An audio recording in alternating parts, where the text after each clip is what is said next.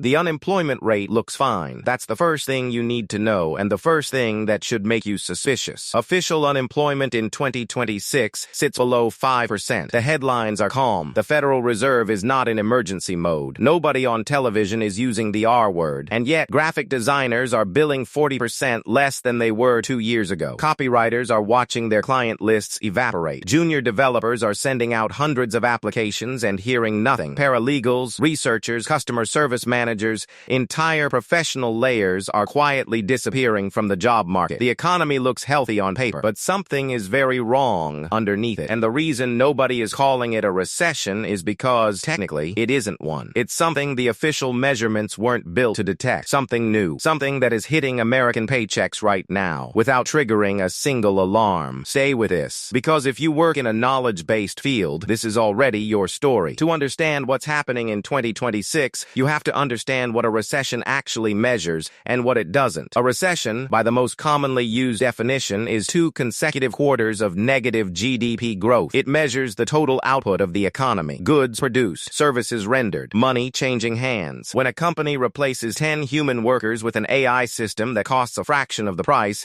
and produces more output, GDP can actually go up. The company is more productive. Its profits improve. The economy's total output number looks healthy. But 10 people just lost their income. Their spending power is gone. Their professional identity is disrupted. Their ability to pay rent, service debt, or contribute to the consumer economy is compromised. GDP didn't capture any of that. It saw efficiency. It recorded growth. The scoreboard said winning. This is the structural blind spot that 2026 is exposing in real time. The displacement began quietly, as these things always do. In 2023 and 2024, AI tools arrived as assistants, helpful, supplementary. The narrative was augmentation. Humans working alongside AI to become more productive. By late 2025, the narrative quietly changed. Companies that had spent 2 years learning what AI could do began making the calculation that most executives eventually make. If one person with AI tools can produce what 5 people produced before, you don't need 5 people anymore. The layoffs that followed didn't look like traditional recessions. There were no dramatic announcements of mass closures, no single industry implosion. Instead, there were rolling, quiet reductions across thousands of companies simultaneously. Tech firms trimmed their content and communications teams. Marketing agencies restructured around smaller headcounts. Law firms stopped hiring junior associates. Media companies eliminated entire editorial layers. Each individual cut was reported as a routine restructuring. Together, they represent something far more significant. Between January 2025 and early 2026,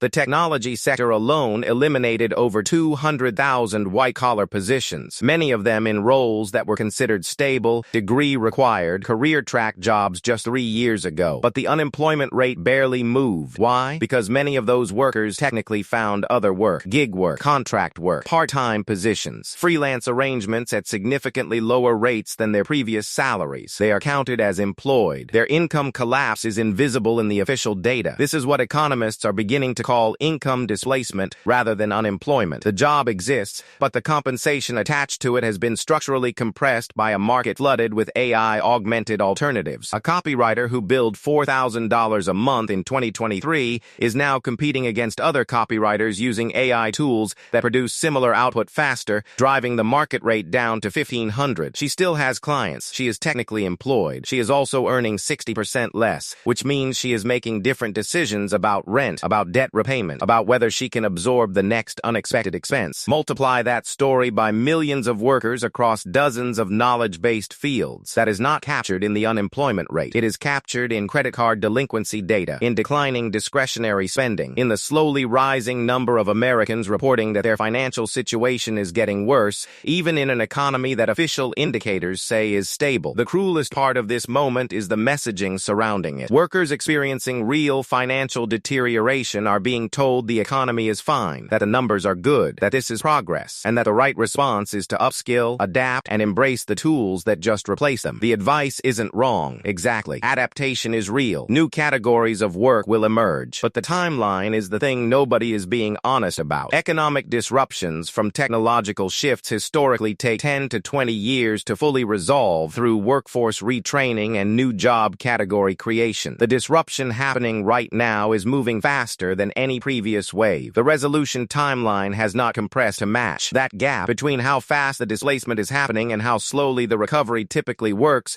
is where millions of American workers are currently living. So here is where this leaves us in 2026. The official economy is stable. The real economy, for a significant and growing portion of the American workforce, is quietly contracting. Not in a way that triggers emergency policy responses. Not in a way that generates the kind of alarming headlines that create political pressure to act. Just in a way that makes your paycheck feel smaller, your options feel narrower, and your professional ground feel less solid than it did 2 years ago. There is no official name for what this is, which means there is no official plan for what comes next. And the question worth sitting with, the one that doesn't have a comfortable answer yet, is whether an economy can stay officially healthy while the people inside it are quietly getting poorer. Because in 2026, that experiment is already underway. If this hit close to home, you already know someone living this story. Share this with them. And if you want to understand the fuller picture of where this economy is heading, the next video is already waiting for you.